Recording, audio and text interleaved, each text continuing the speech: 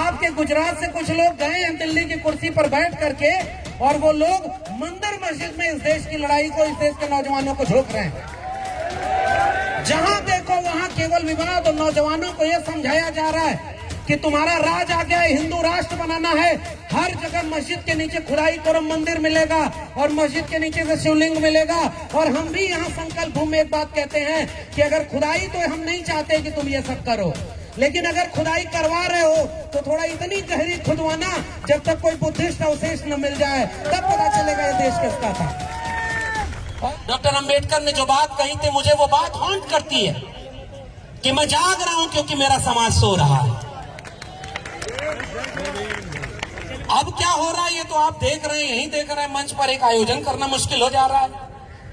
Doctor Ambedkar और बुद्ध की बात करने वाले लोग अगर इस मंच के आसपास आकर के अपने गुस्से को न रोक पाए तो माफ करिए, आप बुद्ध की बात नहीं कर रहे, आप उस विचार पर नहीं चल रहे।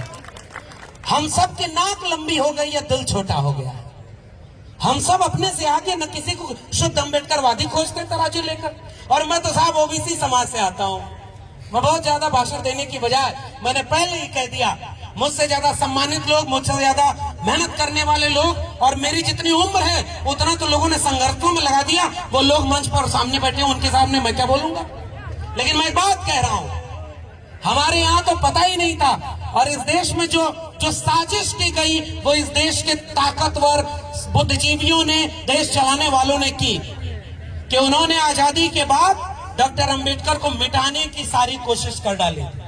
और मैं विश्वविद्यालय में पढ़ाता हूं, वहीं से एक रेफरेंस लेकर एक बात केवल कर रहा हूं। उन्होंने सिलेबस में डॉक्टर अंबेडकर को नहीं रखा, उन्होंने लाइब्रेरी में डॉक्टर अंबेडकर की किताबें नहीं छपने दी, उन्होंने नहीं पढ़ने दिया कि डॉक्टर अंबेडकर कौन थे, महात्मा फुले कौन थे, पेरियार कौन थे, और तमाम लोगों का विचार क्या था। उन्होंने कोशिश की थी कि डॉक्टर अंबेडकर को आजादी के बाद मिटा दिया जाए। लेकिन हम तो साहब वो लोग हैं जो जमीन में बुआई के बाद फसल लहलहाए, वो नहीं। हम तो वो बीज हैं जो यूं ही फेंक दिए गए थे, लेकिन वो जमीन फोड़ कर बाहर आ गए और आज अपना हक इतिहास मांग रहे हैं। और इसलिए मैं डॉक्टर अंबेडकर को याद करते हुए मैं केवल और केवल हिम्मत लेने आया हूं कि जब उन्हें मिटाने की इतनी कोशिश हुई, वो रोए थे, और रोना बुरा नहीं है। वो रोना डॉक्टर अंबेडकर ने अपने लिए नहीं रोया था। उन्होंने ये सोचा था कि जब मेरे साथ, मैंने इतना पढ़ा लिखा, मैंने विदेश से डिग्री ली, और मैं इतने बड़े ऑफिसर की पोस्ट पर बैठ करके नौकरी कर रहा हूं, और जब मेरे साथ इतना जातिवाद हो रहा है, तो कल को इस देश के दलित, पिछड़े, आदिवासियों, मजलूमों, किसानों और गरीब वंचितों, शोषितों के साथ कितना बड़ा जातिवाद होगा, यह सोचकर डॉक्टर अंबेडकर रोए थे। और तब उन्होंने संकल्प लिया था कि मैं एक ऐसा भारत बनाऊंगा, और वो भारत उन्होंने बनाने की नींव तो 1950 में रच दी ना।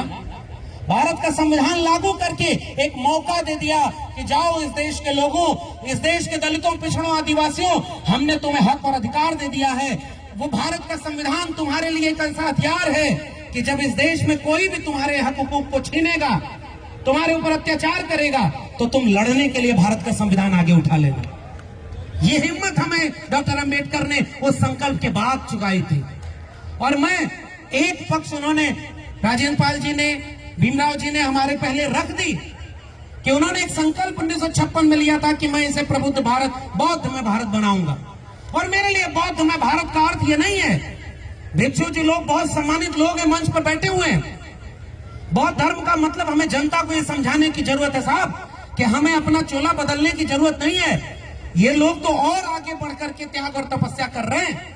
इस देश के सामान्य लोगों को बुद्ध को पहनने ओढ़ने की नहीं, अपने दिल में बसाने की जरूरत है। प्रज्ञाशील, करुणा, समानता और न्याय का विचार जो मानता है वो सब बुद्धिस्ट है। और मेरे लिए बुद्ध एक विचार का नाम है, मेरे लिए बुद्ध एक दर्शन का नाम है, और मैं चाहता हूं कि मैं उनके दर्शन और विचार को थोड़ा सा जी सकूं। और इसलिए मैं दूसरा पक्ष केवल रखकर अपनी बात विराम दूंगा कि दूसरी तरफ आज तो खुदाई हो रही है। गौतम साहब ने बोला कि जहां खुदाई करो वहां बुद्ध मिलते हैं। और कुछ लोग जो यही गुजरात से निकले हैं, मैं गुजरात देख के पहली बार आया हूं और इसलिए कुछ और बात भी बोलूंगा।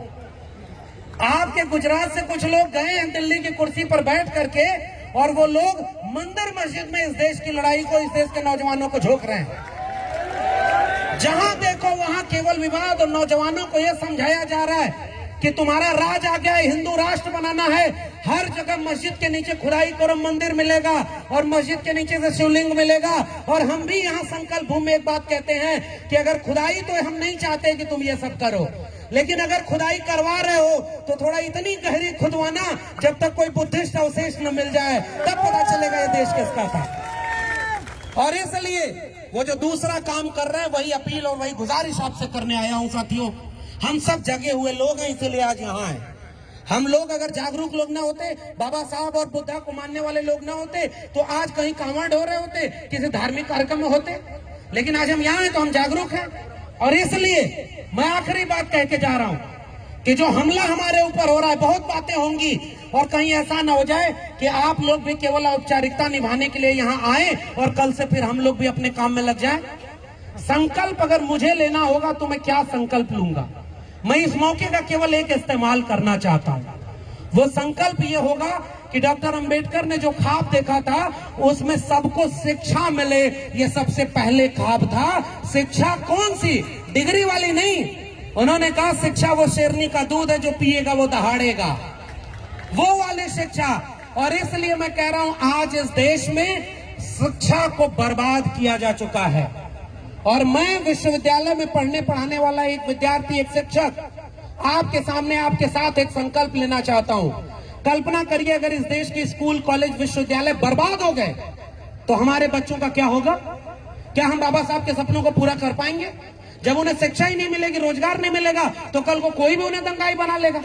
अगर हमारे मिशन मूवमेंट में शिक्षा को बचाने का सवाल नहीं शामिल है, रोजगार का सवाल नहीं शामिल है, और भारत के संविधान और मंडल कमीशन, ओबीसी समाज के लोग, कल तक उनको कहा जाता था कि वो सारे कांवड़ हो रहे हैं, और जब मैंने इतिहास पढ़ा तो कहा नहीं साहब, 1948 में बैकवर्ड क्लासेस लीग का अधिवेशन लखनऊ में होता है और उसकी अध्यक्षता करने के लिए पिछड़े समाज के लोगों ने बाबा साहब अंबेडकर को लखनऊ बुलाया था। तब मैं देखता हूं कि हम तो पहले से ही एकजुट रहे हैं। बाबा साहब के गुरु तीसरे थे वो ज्योतिबा फूले, कुछ किसान कुंभी जाति के, शाहू जी महाराज ओबीसी जाति के। हमें दूसरा संकल्प ये लेना है कि हम इस देश के नौजवानों को, जब भारत 100 साल पूरा होगा, आजादी के 100 साल पूरे होंगे, तो हमसे लोग पूछेंगे कि आपके सामने भारत का संविधान भी लागू था, थोड़ी सरकारी शिक्षा थी, थोड़ी सरकारी जमीनें थी, थोड़ा भारत का संविधान और मंडल कमीशन भी लागू था। 25 साल बाद कहीं ऐसा न हो जाए कि हमारे आंखों के सामने देखते देखते भारत का संविधान खत्म हो जाए और शिक्षा खत्म हो जाए, रोजगार खत्म हो जाए। इसलिए मैं यहाँ एक संकल्प लेना चाहता हूँ कि डॉक्टर अंबेडकर, बिरसा, फूले, पेरियार और तथागत बुद्ध तक की जो मेरी वैचारिक विरासत है, मैं उस विरासत को अपनी आने वाली पीढ़ियों तक ले जाने की कोशिश करता रहूंगा।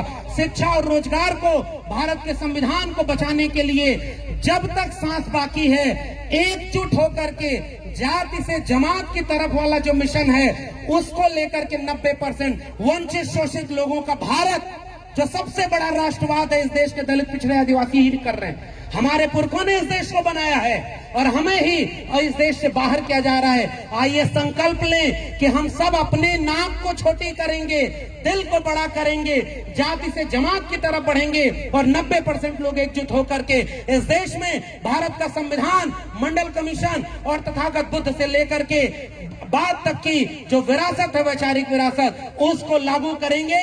वरना आने वाली पीढ़ियां हमसे पूछेंगी कि जब सब बर्बाद हो रहा था तो तुम क्या कर रहे थे?